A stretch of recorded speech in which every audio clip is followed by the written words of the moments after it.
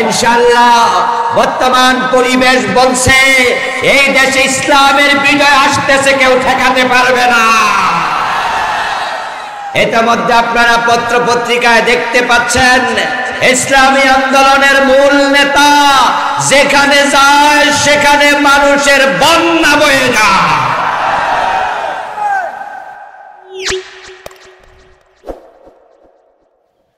এবার আমরা অনুমতি ছাড়া মাহফিল করতে পারছি, ঠিক না? এই মাহফিল আমি আরেকবার আসছিলাম, তখন মসজিদের ভিতরে করা লাগছে। দুইবার আসছিলাম আর আচ্ছা, একবার করা লাগছে মসজিদের ভিতরে, প্রকাশ্যে করার পরিবেশ ছিল না। অনুমতি এটা সেটা কতভাবে যে আমাদের কণ্ঠ তারা রোধ করতে চেয়েছে তার কোনো হিসাব নাই। আল্লাহ তাআলা তাদের এই কাজে খুবই অসন্তুষ্ট হয়েছেন, যার কারণে এবার যা ঘটলো সেটা অভাবনীয়, অকল্পনীয়, অচিন্তনীয়। এইভাবে তারা ৩০০ জন এমপি একসাথে পালাবে এটা আমরা ভাবতেও পারি নাই, ঠিক না? আজ থেকে ৮০৫ বছর আগে হিন্দু রাজা লক্ষণ সেন রাজদরবারের পিছনের দরজা দিয়ে পলায়ন করেছিল। ৮০৫ বছর পরে বাংলাদেশের এই জালেম প্রধানমন্ত্রী পলায়ন করেছে। যে বউ পালায়া যায় এটা কি ভালো বউ? আবার পালায়া গেছে তো গেছে, কার বাড়িত গেছে? হিন্দু বেটার বাড়ি। এটা বাংলাদেশের জন্য আরো লজ্জা, ঠিক না? এমন বেটার কাছে গেছে যার নিজেরও বউ নাই, তা আরেক মুসিবতের সংবাদ নাকি?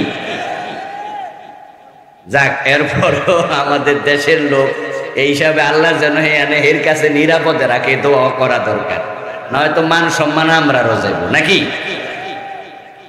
শুনে আল্লাহ তাআলা কোরআন মাজিদ বলছেন, ইন্নাহু লা ইউফলিহুজ জালিমুন, নিশ্চয় যারা জালেম তারা কখনো সফল হবে না। কথাটা কান, আল্লাহর কথা কখনো ভুল হতে পারে না। পিছনে তাকান, ফেরাউন নবী মুসার উপর জুলুম করেছে। এই জালেম আল্লাহ তাআলা এক পর্যায়ে পানির মাঝে ডুবাইয়া মারছে। নমরুদ নবী ইব্রাহিম আলাইহিস সালামের উপর জুলুম করেছে। আল্লাহ নমরুদের জুতার বাড়ি খাওয়াইয়া মারছে। আবু জাহেল নবী মুহাম্মাদের উপর জুলুম করেছে। আল্লাহ তাআলা মুআজ মুআব্বাজ রাদিয়াল্লাহু তাআলা আনহুমা ছোট দুইজন সাহাবীর হাতে তারে লাঞ্ছিত করে মারছে, ঠিক নেই? জালেম যে সফল হয় না অতীতের ইতিহাসে আছে না নাই? এই ফেরাউনের আলোচনা কোরআনে আছে, নমরুদের আলোচনা কোরআনে আছে। আলম তারা ইলাল্লাযী হাজ্জা ইব্রাহিম ফি রাব্বিহি আন আতাহুল্লাহুল মুলক, নমরুদের আলোচনা। আর ফেরাউনের তো নাম ধরে ধরে অনেক আয়াত। অতীতের জালেমদের আলোচনা কোরআনে আল্লাহ তাআলা কেন করলেন? কোরআন তো ইতিহাসের কিতাব নয়। ইতিহাস আলোচিত হলো কেন? কারণ হলো ইতিহাসের মাঝে শিক্ষা আছে না নাই? আমাদের স্কুল কলেজ মাদ্রাসার সিলেবাসে ইতিহাস আছে না? কেন পড়ায়? মানুষ যেন অতীত থেকে শিক্ষা নেয়। কিন্তু ইতিহাসের সবচেয়ে নির্মম সত্য হলো ইতিহাস থেকে আসলে মানুষ শিক্ষা নেয় না, নিতে চায়। যদি জালেমদের পরিণতি সম্পর্কে জেনে শিক্ষা নিত, গত 15 বছর যারা জুলুম করেছে তারাও জানে ফেরাউনরে আল্লাহ পানিতে ডুবাইছে, নমরুদরে জুতার বাড়ি খাওয়াইছে, আবু জেহেলকে বদরের দিন লাঞ্ছিত করে জাহান্নামে পাঠাইছে।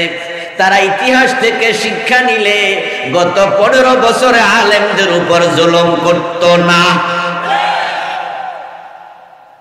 আল্লামা সাইদি রাহিমাহুল্লাহর মতো বিশ্ববিখ্যাত বরেণ্য মুফাসসির, উনাকে 13টা বছর বিনা দোষে জেলে আটকায়া রাখছে। যে দোষ উনার উপর চাপানো হয়েছে সব মিথ্যা, মিথ্যা, সর্বৈব মিথ্যা। এতে সত্যের লেশ মাত্র ছিল না, সবটা মিথ্যা। ফাসিমে শাপলা চত্বরে হেফাজতের আলেমদেরকে তারা রাতভর বাতি নিবাইয়া গুলি করে মারল। পরে আবার সংসদে দাঁড়াইয়া বলে আলেমরা নাকি লাল রং গায়ে মেখে শুয়েছিল। এর চেয়ে বড় মিথ্যা জুলুম আর হতে পারে না। আল্লামা জুনায়েদ বাবুনগরী রাহিমাহুল্লাহ বয়োবৃদ্ধ আলেম, রিমান্ডে নিয়ে অত্যাচার করে 2টা হাঁটু অচল করে দিয়েছে। আল্লাহর কথা সত্য, সেটা আমরা আগে শুনেছি, আগে পড়েছি। এবার আগস্টের 5 তারিখে আল্লাহর কথার বাস্তবতা নিজের চোখে দেখেছি। জালেমরা ব্যর্থ হয়েছে, পরাজিত হয়েছে, সফল হয় নাই, নিজ দেশে থাকতে পারে নাই, এমন ভাবে পালাইছে রান্না করা খাবার খেয়ে পালানোর সময় পায় নাই, এক কাপড়ে পালাইছে, কাপড় চোপড় নিতে পারে নাই। কামা তাদিনু তুদান, বিখ্যাত আরবি প্রবাদ, যেমন কর্ম তেমন ফল। আল্লাহ তাআলা আমাদের আজকের প্রোগ্রামের সুযোগ দিলেন, অনুমতি ছাড়া মাহফিল আমরা করছি। আসুন আমরা আলোচনার শুরুতে আমাদের মনিব আল্লাহ তাআলাকে শুকরিয়া জানাই, কৃতজ্ঞতা জানাই। সবাই মিলে একবার জোরে জোরে কালিমাতুশ শুকর পড়ি, আলহামদুলিল্লাহ। বৃষ্টি হচ্ছে না? আমরা দেখি বৃষ্টি যদি বেড়ে যায় তাহলে তো দেখাই যাবে, আর বেড়ে যাওয়ার আগ পর্যন্ত উঠাউঠি করবেন না, ঠিক আছে? আমরা একটু দোয়া করি সবাই আমার সাথে, বৃষ্টি বন্ধের দোয়া পড়েন। বন্ধ করার ক্ষমতা আল্লাহর আছে তো নাকি? বলেন আল্লাহুম্মা হাওয়ালাইনা ওয়ালা আলাইনা, আল্লাহুম্মা হাওয়ালাইনা ওয়ালা আলাইনা, আল্লাহুম্মা হাওয়ালাইনা ওয়ালা আলাইনা। রাসূলের শিখানো সুন্নাহ দোয়া আমরা পড়লাম।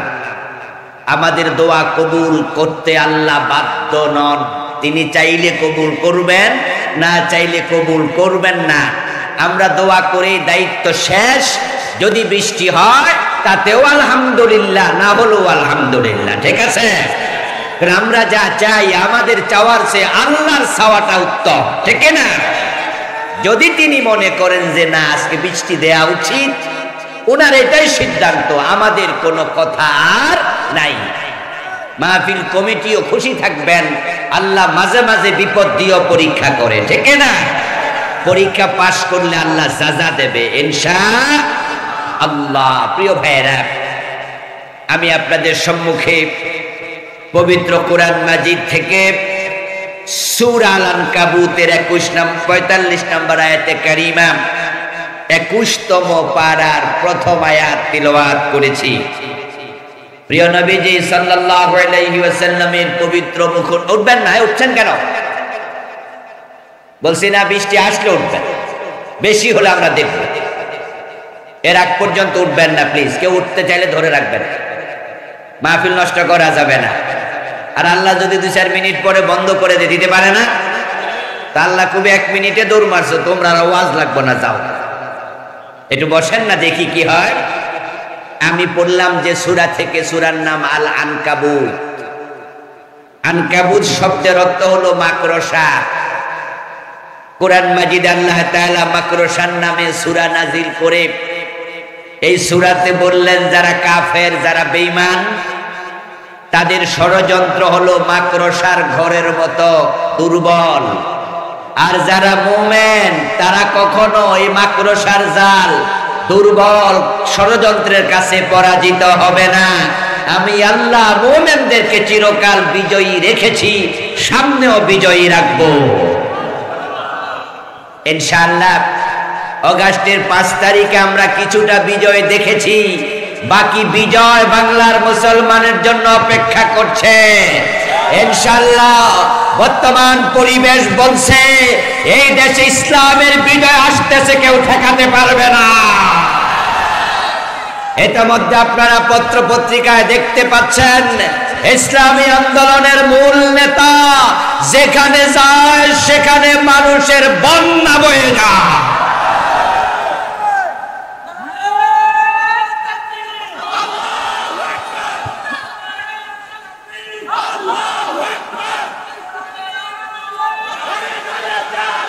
পাশে কি মসজিদে যাওয়া যাবে?